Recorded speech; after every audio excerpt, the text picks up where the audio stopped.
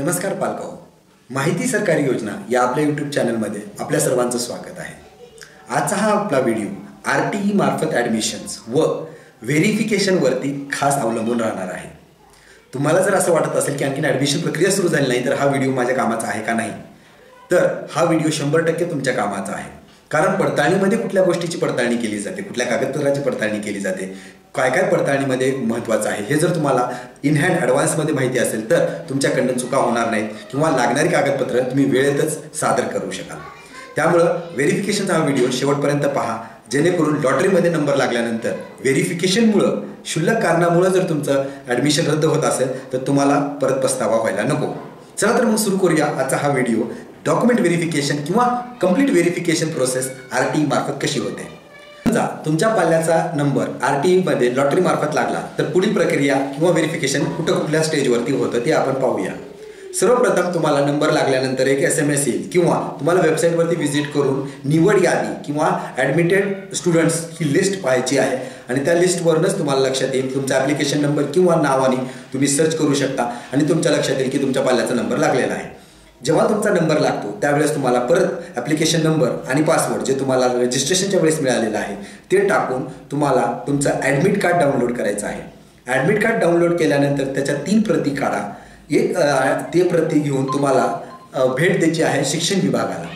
शिक्षण विभाग म्हणजे पंचायत समितीमध्ये जे काही शिक्षण विभाग आहे तिथं तुम्हाला भेट द्यायची आहे। तिथं भेट देताना तुम्हाला आवश्यक ही 5 कागद आहेत। प्रथम म्हणजे तुमचं ॲडमिट कार्ड, दुसरं म्हणजे मुलाचा जन्माचा दाखला ओरिजिनल प्रती, महानगरपालिकेचा जन्माचा दाखला कंपल्सरी आहे। त्यानंतर वडिलांचा आधार कार्ड, त्यानंतर पत्त्याचा पुरावा व तुम्ही जर कास्टमध्ये असाल तर कास्ट सर्टिफिकेट किंवा ओपन असाल तर तुम्हाला इन्कम सर्टिफिकेट असणं गरजेचं आहे। ही 5 कागदपत्र तुम्हाला 2 किंवा 3 प्रती सोबत घ्यायची आहेत आणि शिक्षण विभागाकडे द्यायचं आहे। आता तर मग पाहूया की पडताळणी कशी होते कागदपत्राची। कागदपत्राच्या पडताळणीमध्ये सर्वप्रथम तुमचं जे काही जन्माचा दाखला तुम्ही तिथं ओरिजिनल सादर करता आहेत त्यावरती पाल्याचं जे नाव आहे, त्याची जी स्पेलिंग्स आहे आणि ॲप्लिकेशन ID करताना ॲप्लिकेशन फॉर्म भरताना तुम्ही जे काही स्पेलिंग टाकलेलं आहे ते स्पेलिंग एक आहे का, जन्माचं तारीख जी तुम्ही अर्ज करताना टाकली आहे व जन्मदाखल्यावरती जो आहे ती एक आहे का, याची पडताळणी कसून केली जाते। ही झाली पहिली पडताळणी। दुसरी पडताळणी तुम्ही जे काही जागेचा पुरावा दिलेला आहे, मालकी हक्काचा पुरावा दिलेला आहे, तो म्हणजे तुमचं 7/12/8 असेल जागेचा किंवा तुमचं लाईट बिल असेल किंवा तुमचं आधार कार्ड असेल। त्यानंतर ज्यांच्या कुणाकडे भाडे करार आहे तर भाडे कराराच्या बाबतीत असं आहे की तुम्ही ज्या दिवशी अर्ज केलेला आहे त्याच्या किमान 1 दिवस अगोदरचा तुमचा भाडे करार असणं आवश्यक आहे, याची पडताळणी केली जाते।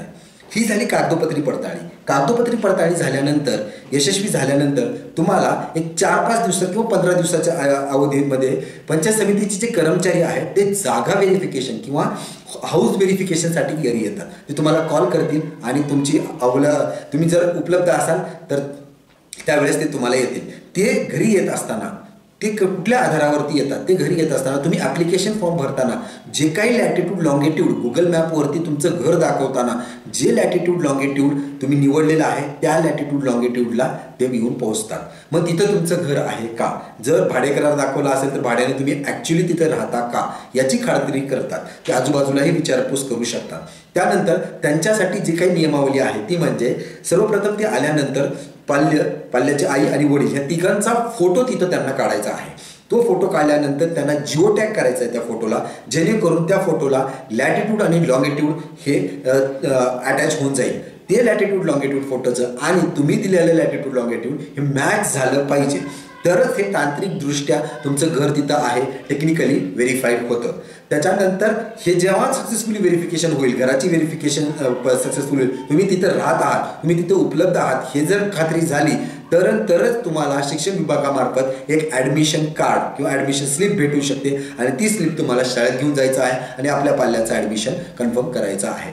तर ही होती माहिती डॉक्युमेंट किंवा व्हेरिफिकेशनच्या बाबतीत। व्हेरिफिकेशनमध्ये तुम्हाला काळजी घ्यायची आहे म्हणजे कागदपत्रामध्ये जन्माचा दाखला आणि जागा भरताना आपण जी घर दाखवतो आहे ते भरताना आपण जे काही आपण लॅटिट्यूड लॉंगिट्यूड टाकला आहे ते अचूक टाका, जेणेकरून लॉटरीमध्ये नंबर लागला परंतु क्षुल्लक कारणामुळे जर तुमचं ॲडमिशन बाद ठरत असेल तर तुम्हाला त्याचा पस्तावा खूप काही होणार आहे.